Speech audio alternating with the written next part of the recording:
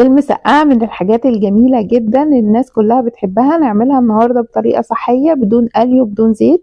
عايزة اقولك انها خطيرة وطالعة جميلة جدا رغم انها من غير زيت. من المعروف ان البتنجان من الحاجات اللي هي بتروح شاربة الزيت على طول مرة واحدة، وتلاقي فيه كمية زيت جدا كتيرة، فبتبقى خطيرة على الصحة. فاحنا النهاردة هنعمله بمعلقة واحدة بس من زيت الزيتون.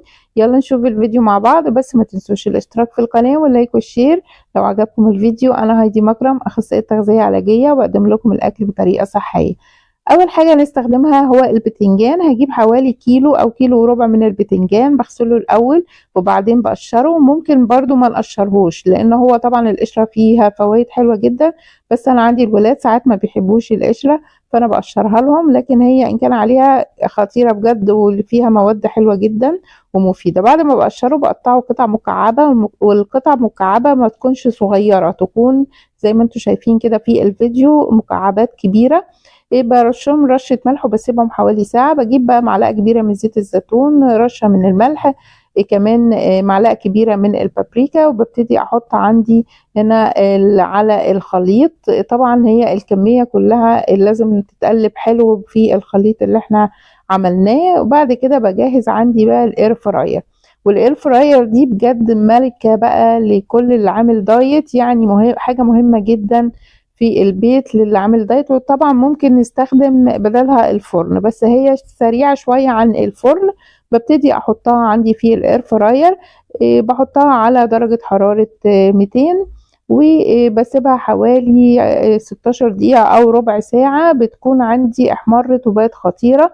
بس في النص كده يعني بعد 8 دقايق تقريبا كده بقلبهم تقليبة كده، هتلاقيها بعد كده بقت استوت وبقت حلوة جدا. واتأكد انها استوت ازاي؟ امسكها واضغط عليها، لقيتها طرية كده زي اللي بنبقى قليينها في الزيت، يبقى بقت حلوة. لقيتيها شدة كده وبتجلد كده معاكي، يبقى هي لسه ما استوتش، نصبر عليها شوية. طبعا كل اير فراير بتختلف عن التانية.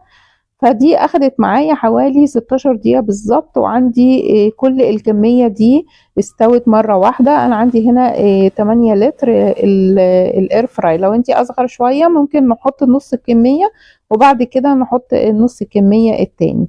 بعد كده بقى بجهز التقلية بتاعتي او اللي احنا هنجهزها للمسقعة، وعبارة عن معلقة من زيت الزيتون، بصلاية متوسطة، برضو معلقة من الثوم المهروس. بعد كده بجهز عندي كمان الصلصة اللي احنا هنعملها، حوالي 3 معالق من الصلصة.